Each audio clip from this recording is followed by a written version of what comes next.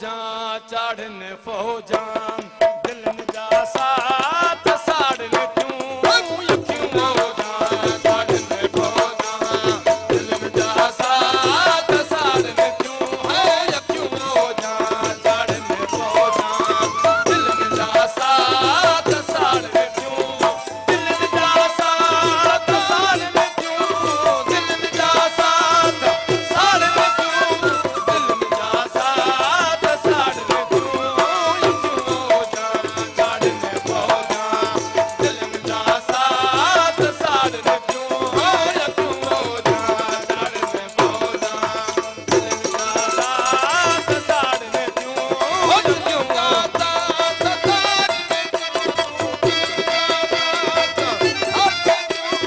दिलन जा साथ साड़न क्यों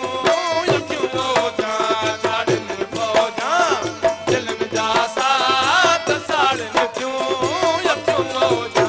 चढ़न फौजा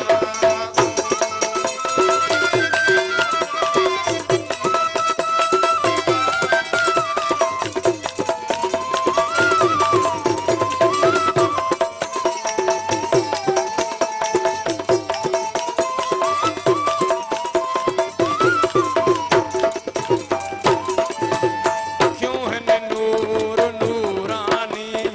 अखियों हन लाल लासानी अखियों हन नूर नूरानी अखियों हन लाल लासानी अखियों हन लाल लासानी अखियों हन रंग रहमानी अखियों हन रंग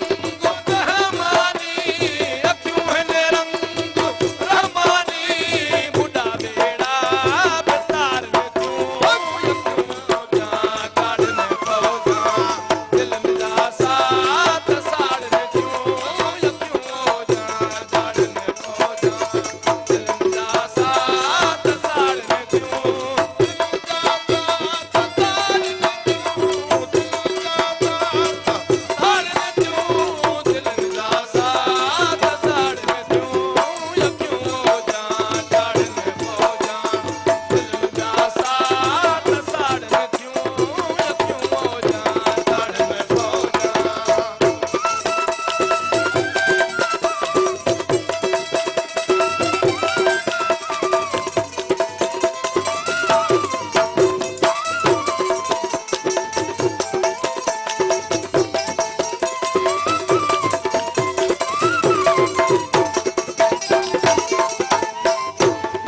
पीड़न क्यों घोट खाने में मोहन मुश्ताक माणे में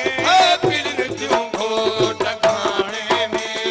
मोहन मुश्ताक माणे में अल्लाह पीड़न क्यों घोट खाने में मोहन मुश्ताक माणे में ओ पीड़न क्यों घोट खाने में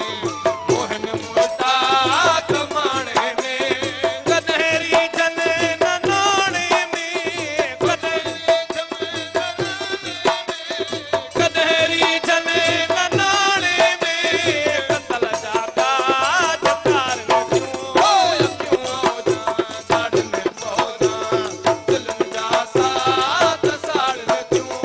यक्यों फौजा चढ़न फौजा दिलन जा साथ साड़न क्यों दिलन जा साथ साड़न क्यों दिलन जा साथ साड़न क्यों दिलन जा साथ साड़न क्यों यक्यों फौजा चढ़न फौजा दिलन जा साथ साड़न क्यों यक्यों फौजा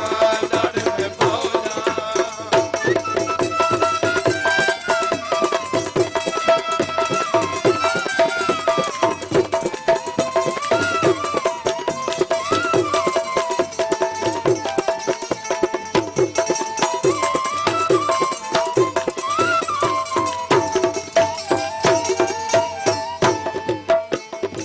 लखे मजनू